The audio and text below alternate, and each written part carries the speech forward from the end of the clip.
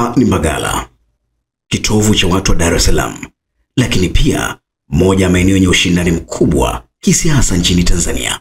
Mwenyekiti wa chama cha wananchi CUF Taifa, Profesa Ibrahim Lipumba, akimkaribisha mgombea wa ubunge jimbo hili la Mbagala, Sheikh Said Kinyogoli, hakusita kugusia kuhusu kupanda kwa bei ya dhahabu kwa mara ya kwanza, ambayo mpaka sasa imevuka dola 4 kwa auzi moja ya dhahabu kwenye soko la dunia.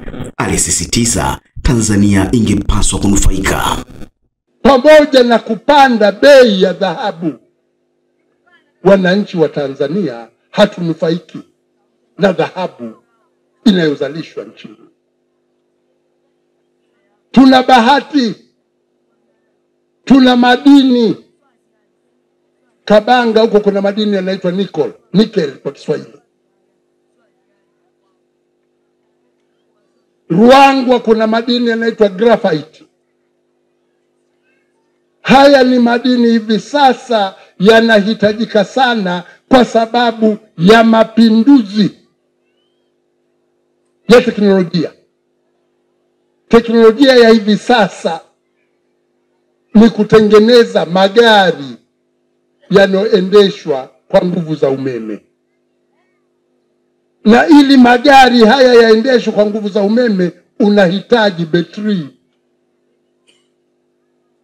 Na malighafi ya kutengeneza betri inapatikana Tanzania, inapatikana Kongo. Sisi tukiwa na serikali iliyo bora, isiyokuwa na rushwa, tunaweza kuwa na mikakati ya kuhakikisha tunatumia madini haya kuanzisha viwanda vya kutengeneza betri za umeme, vijana wetu wakapata ajira. Ndugu zangu, tunahitaji tulete mabadiliko.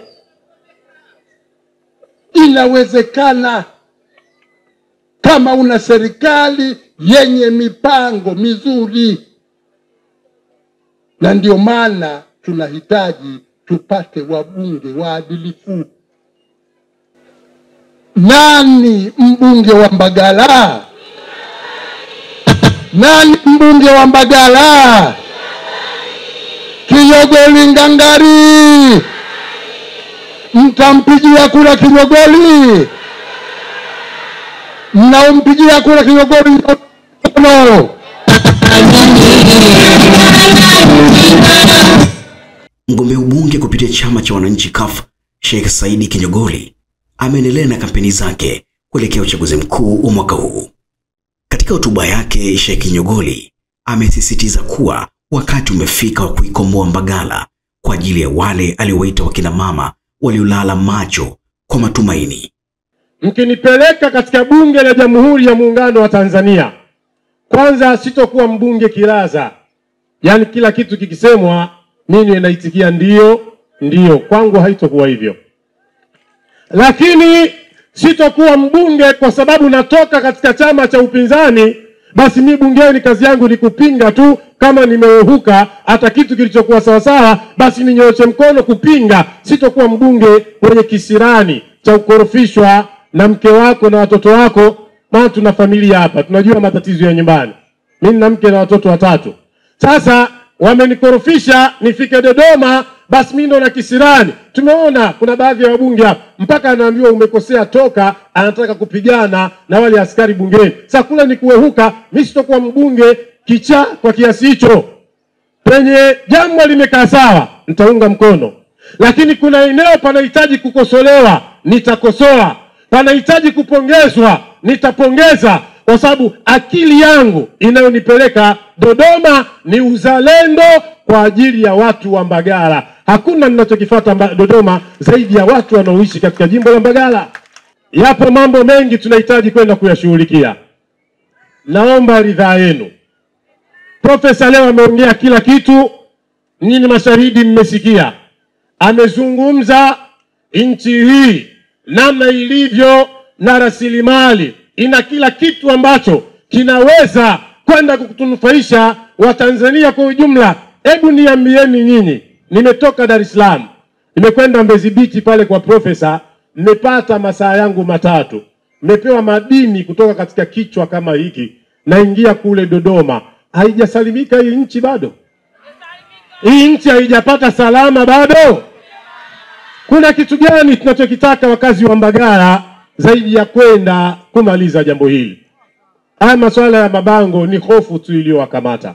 Nataka nimalize kwa kusema, mama zangu, vijana, bodaboda, wajasiriamali wadogo wadogo, wakati ndio huu. Tumepata nafasi sasa ya kwenda kulikomboa jimbo letu, jimbo la Mbagala. Nimeshawaambia katika ahadi zangu na mnazifuatilia katika maeneo mbalimbali. Nimechukua ahadi ya kuanzisha SACCOS ya jimbo baada ya kuapishwa kwa ajili ya kuwatoa machozi, kuwafuta machozi mama zetu waliotapeliwa katika jimbo la Mbagala. Mmefungulishwa accounts katika mabenki, miaka mitatu imepita, mikopo haijaingizwa, mbunge amewakimbia na kwenda kuwafuta machozi hayo. Kwa mujibu wa Kinyogoli, moja ya vipaumbele vyake ni kuboresha sekta ya afya, kuhakikisha watu wa Mbagala wanahudumiwa kwa upendo, mahaba na utu. Nimeshachukua ahadi katika eneo la afya kuandaa semina na wauguzi na madaktari alau kila mwaka mara 2, kuwakumbusha wajibu wao. Wanaowapunja mishahara yao ni serikali ya CCM, wasiwafanyie visirani wagonjwa wanaokwenda katika hospitali. Hao wagonjwa hawana tatizo lolote, hawana kosa lolote, na nimewaambia tutawajaza maneno ya kimungu, maneno ya kibinadamu. Mbagala watu wetu wakienda katika hospitali watahudumiwa kwa mahaba na mapenzi makubwa kutoka kwa wahudumu katika hospitali hizo, kwa sababu yupo mbunge mwenye neno la matumaini atakayeliweka katika mioyo yao. Ni moja ya majimbo ambayo historia inaonyesha mabadiliko ya kisiasa mara kwa mara, jambo ambalo linafanya kampeni hizi kuwa za kipekee na zenye mvuto wa kisiasa wa hali ya juu. Kadiri siku za kuelekea uchaguzi mkuu zinavyosogea, macho na masikio ya wengi yataendelea kuelekezwa hapa Mbagala. Swali linalobaki ni je, ujumbe wa Sheikh Said Kinyogoli utawagusa wananchi vya kutosha kuleta mabadiliko kwenye sanduku la kura?